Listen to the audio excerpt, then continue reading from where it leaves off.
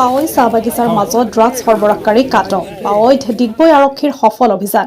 তৈলনগৰী ডিগবৈ নাটি দূৰৈত থকা ML গেমটেড চাহ কোম্পানীৰ পাৱৈ চাহ বাগিচাৰ মাজত আজি 4জন ড্ৰাগছ সৰবৰাহকাৰীক আটক কৰা হয়। গোপন সূত্ৰৰ পম খেদি আজি ডিগবৈ আৰক্ষীয়ে 4জন ড্ৰাগছ সৰবৰাহকাৰীক পাৱৈ চাহ বাগিচাৰ মাজত খেদি আটক কৰিবলৈ সক্ষম হয়। বিগত বহুকেইটা দিন ধৰি পৰিত্যক্ত অৱস্থাত থকা পাৱৈ ৰেল ষ্টেচনত ড্ৰাগছ সৰবৰাহকাৰী কেইজনে বাহৰ পাতি ড্ৰাগছ সৰবৰাহ কৰি আহিছিল।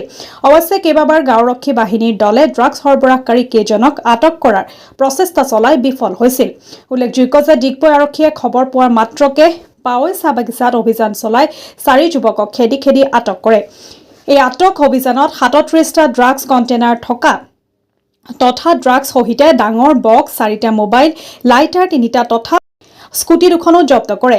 আটক কৰা সৰবৰাহকাৰী কেইজন ক্ৰমে পাৱৈ কৰ্ণ প্ৰধান, ডিগবৈ মুলিয়াবাৰীৰ দীপক দে, মাৰ্ঘেৰিটাৰ জয়ন্ত দীপ বৰগোহাঁই আৰু ধৰ্মেশ্বৰ গগৈ। ডিগবৈ আৰক্ষীৰ এনেহেন সফল অভিযানত পাৱৈ চাহ বাগিচাৰ সচেতন মহলে আৰক্ষীক ধন্যবাদ জনাইছে।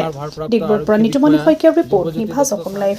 আজি পাৱৈ চাহ বাগিচাত ড্ৰাগছৰ কেইজন বেপাৰীক এতিয়া ধৰা হৈছে আৰু এই গোটেই বিষয়টো লৈ আমাৰ মাৰ্ঘেৰিটাৰ SDPO কমলজ্যোতি শইকীয়া ছাৰ আৰু আমাৰ ডিগবৈ থানাৰ ভাৰপ্ৰাপ্ত আৰক্ষী বিষয়া দিব্যজ্যোতি দত্ত ছাৰ তেখেতৰ এক প্ৰচেষ্টাত এই গোটেই 4জন ড্ৰাগছৰ ব্যৱসায়ী ধৰা হৈছে আৰু তেওঁলোকৰ ওচৰত বহুখিনি তেনেকুৱা বস্তু পোৱা গৈছে। তো আমি আজি পাৱৈবাসী হিচাপে এই বস্তুটো লৈ অতিকে দুখ প্ৰকাশ কৰিছোঁ, যিহেতু চাহ বাগিচা অঞ্চলত আগৰ দিনত আমাৰ ড্ৰাগছৰ কোনো ধৰণৰ বেপাৰ নাছিলে, কিন্তু বৰ্তমান সময়ত আজি যি আমি দেখিছোঁ ভৱিষ্যতৰ কাৰণে চিন্তিত হৈ পৰিছোঁ।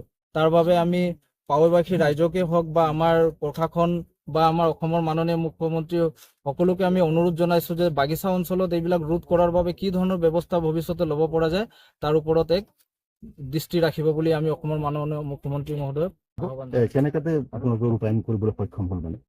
এই খবৰ পাইছো যে পাৱৈ এই এৰিয়াটোত কেইজনমান যুৱকে তেওঁলোকে ড্ৰাগছ বিক্ৰী কৰিব আহিছে। সেইমতে আমি খবৰ পাই আহি ইয়াতে 4জন যুৱকক যেতিয়া আমি দেখিলো যে তেওঁলোকে পলাবলৈ চেষ্টা কৰিছিল, কিন্তু তেওঁলোকে সেই সময়তে আমি তেওঁলোকক কৰায়ত্ব কৰোঁ আৰু DSP ছাৰৰ প্ৰেজেন্সত আমি তেওঁলোকৰ পৰা মুঠ 5.16 গ্ৰাম ছাছপেক্টেড হিৰ'ইন জব্দ কৰাৰ লগতে